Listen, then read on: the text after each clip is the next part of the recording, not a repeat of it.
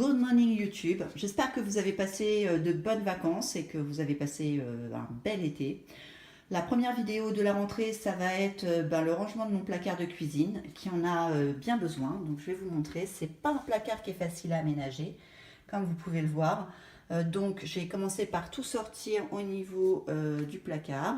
Et là maintenant je vais commencer par faire le tri des ingrédients, de regarder, de vérifier les dates de péremption et de rassembler par famille. Pour nettoyer, je vais utiliser de l'eau chaude et du bicarbonate de soude. Comme vous pouvez le voir, il y en a bien besoin. Donc déjà, je vais mettre un coup d'aspirateur pour retirer la farine, enfin les poussières communes. Et puis ensuite, bien sûr, je vais mettre un bon coup de nettoyage à l'intérieur. Je pense qu'avec du bicarbonate et de l'eau chaude, ça devrait suffire pour rendre mon placard de nouveau tout blanc. Allez, je vous pose un instant, je prépare.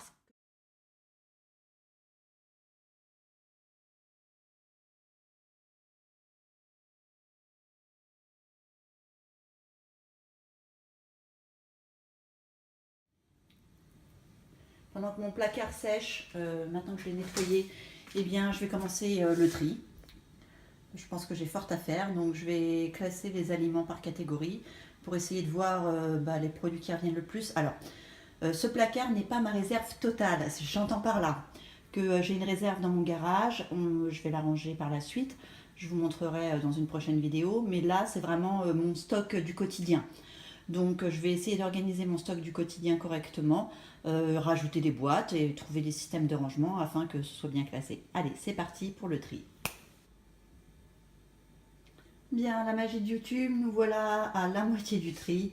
Donc j'ai quand même pas mal dégrossi. Ce que je vais faire, c'est que les choses que j'ai en double ou en triple exemplaire, je vais tout simplement les stocker dans la réserve. Je pense que ça fera déjà pas mal de place dans le placard. Vous voyez, il y a plusieurs sucres, enfin bon, il y a un peu il y a un peu de tout. Donc j'ai déjà commencé à pas mal les grossir. Allez, c'est reparti, parce qu'après il va falloir mettre un bon coup de nettoyage sur les boîtes en plastique et puis bien vérifier tout et remettre tout en place pour que ce soit plus clair et plus propre et que la rentrée, écoutez, c'est une grande étape. Donc les placards sont bien rangés, c'est bien pratique. Allez, c'est reparti, je vais remettre.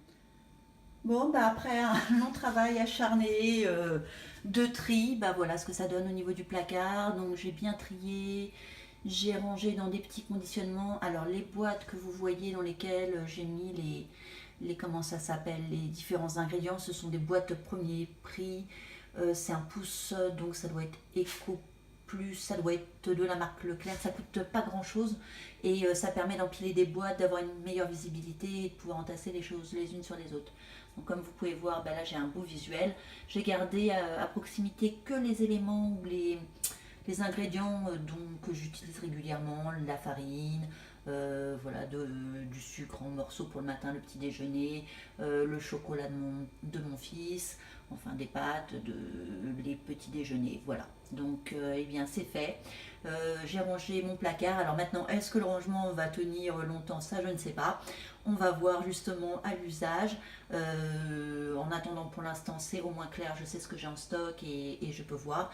Donc tout ce que j'ai ressorti de mon placard, soit les périmés, les périmés, c'est parti à la poubelle. Pour le reste, c'est-à-dire les stocks que j'avais, je vais les remettre en réserve et je vais vous faire une vidéo sur le rangement de ma réserve. Voilà. Et écoutez, je vous dis à bientôt. Ciao, ciao et bon rangement à vous. À bientôt.